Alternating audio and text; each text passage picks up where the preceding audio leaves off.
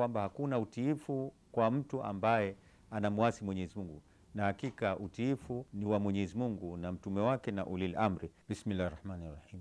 Ama jawabu la pili kuhusiana na swali lake ambalo walilouliza ni kwamba inasema amesema ya kwamba wengine wanasema ijmaul umma na nini. Sasa tukirudi kwenye Fakhrud Razi anasema ya kwamba hawa watu lazima, huyu mtu au ulil amri lazima wawe maasum. Kauli yake inakutana na kauli ya Imam Ali alayhi salam ambaye anasema ya kwamba la ta'ata liman la asa Allah wa innama ta'ata lillahi wa lirasulihi wa liwulati al-amri, ya kwamba hakuna utiifu kwa mtu ambaye anamwasi Mwenyezi Mungu, na hakika utiifu ni wa Mwenyezi Mungu na mtume wake na ulil amri. Alafu kisha anasema amara Allah bi ta'ati ar-rasul li'annahu ma'sumun mutahhar, ya kwamba Mwenyezi Mungu aliamrisha tumtii mtume kwa sababu yeye ni maasum na ni mutahhar, ametahirishwa. Na pia la yaamuru bi ma'siyati, haamrishi kwa Mwenyezi Mungu kumwasi Mwenyezi Mungu.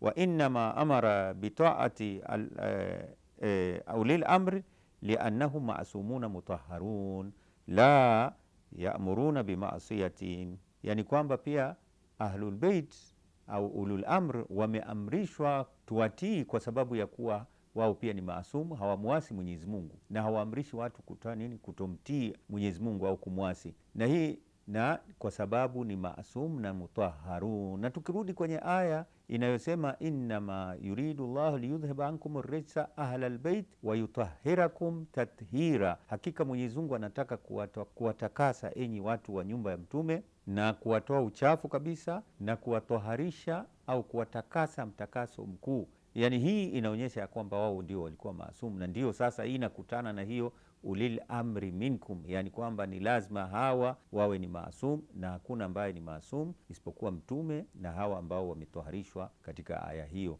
ya Qur'ani.